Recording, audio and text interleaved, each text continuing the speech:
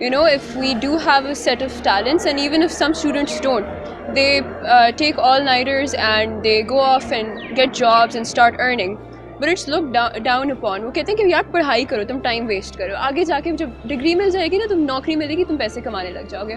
But what we don't understand is कि हमारे educational system इतना डीपली कॉलोनाइज्ड है कि they're all gonna make slaves out of us. Corporate slavery शुरू हो जाती है उसके बाद जाके.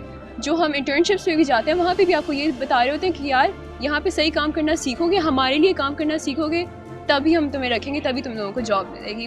But once we are being taught कि आप लोगों ने खुद पैसे कैसे कमाने हैं, how you gonna stand on your own 2 feet by yourself without like leaning on the education system, on the corporate slavery, on the government. So I think that would be a great initiative for the students to like stand up from where we already are and, you know, get out of that, start decolonizing ourselves basically.